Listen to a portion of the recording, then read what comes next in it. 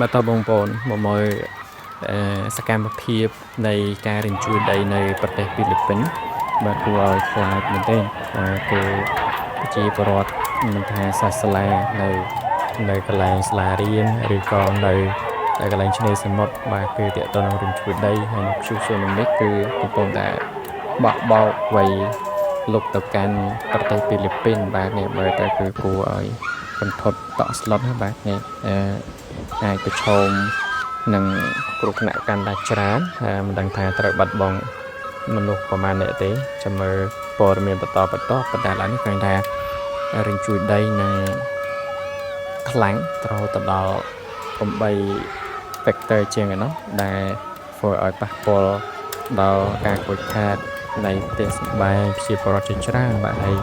ប្រជាជនមនុស្សម្នាក៏ឃើញថាកំពុងតែតក់ស្លុតនឹងហេតុការណ៍នេះកំពុងតែកាត់ឡើងបាទថ្មីនេះតែម្ដងបាទអញ្ចឹងសូមទស្សនាសំមើបន្តទាក់ទងសកម្មភាពនៃការរញ្ជួយដីនៅប្រទេសហ្វីលីពីនបាទ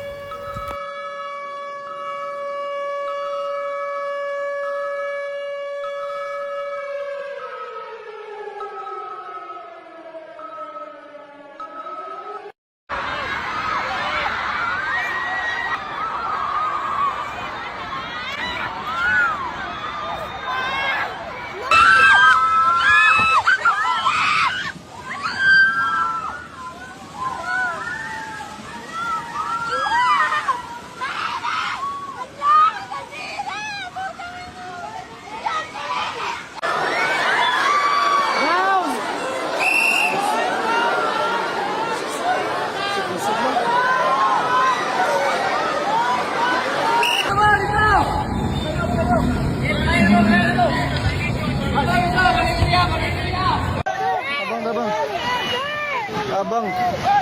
Woi! Ala yawon. Mana? Awas Pak, putus Putus ada satu lagi. Putus. Berbilang Pak. Kamu balik. Putus perahu. Atau dia punya sebentar bala dua. Kamu balik. Dikal. Pak ini itu jangan kasih bilang. Putus. Woi!